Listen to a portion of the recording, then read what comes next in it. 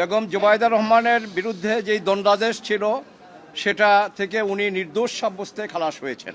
আজকে আমরা এই কোর্টে বেগম জুবাইদা রহমানের মামলায়ও আমরা একই কথা বলেছি এবং বলেছি যে মিলার্ড, আপনি যেহেতু দেখতে পাচ্ছেন কাগজপত্র, ডকুমেন্ট এবং অন্যান্য যা কিছু আছে তা থেকে এই মামলা তারেক রহমান সাহেবের বিরুদ্ধে উনি কোনো জ্ঞাত আয় বহির্ভূত কোনো সম্পদের অধিকারী নহেন এবং কোনো সম্পত্তি উনি ডিজনেস্টলি অর্থভাবে উনি কোনো অর্জন করেন নাই।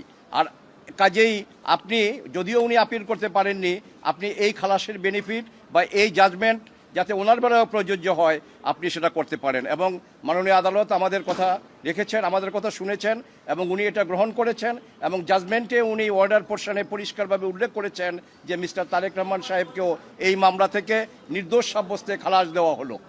আমরা একটা কথা বলেছি যে একটি টাকাও, একটা সম্পত্তিও কিন্তু তারেক রহমান সাহেবের বা ওনার স্ত্রীর যে মামলা আপনার সামনে আছে তার টোটাল প্রপার্টির হিসাব এখানে আছে। সেখানে বাংলাদেশের বাইরে, অর্থাৎ এই 54,000 বর্গমাইলের বাংলাদেশের বাইরে তার একটা টাকা কোনো ব্যাংকে অথবা কোনো প্রপার্টি তার বিরুদ্ধে তার পাওয়া যায়নি।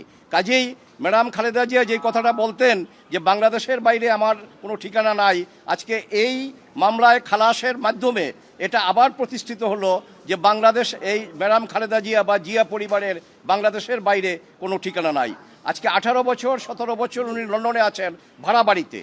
কাজেই এই মামলা 7 সনে শুরু হয়েছে, 23 সনে জাজমেন্ট, উনি 8 সনে 9 সনে লন্ডনে গিয়েছেন। যদি কোনো সম্পত্তি লন্ডনে থাকতো বা অন্য কোনো দেশে থাকতো সেটা এনে আবার চার্জ অ্যামেন্ডমেন্ট করে তারপরে তাকে সাজা দেওয়া যেত, কিন্তু এই ধরনের কোনো কিছু পাওয়া যায়নি। কাজেই আল্লাহ রাব্বুল আলামিনের দরবারে লাখো কোটি শুকরিয়া। আমি এবং আমার ডিফেন্স টিম যারা আমার সাথে ছিল, আমরা এই মামলা যথাযথভাবে কোর্টে উপস্থাপন করতে পেরেছি এবং রায়ে নির্দোষ সাব্যস্তে বেগম জুবাইদা রহমান এবং ওনার স্বামী মিস্টার তারেক রহমান খালাস হয়েছেন। আমরা আল্লাহর দরবারে আবারও শুকরিয়া জানাই।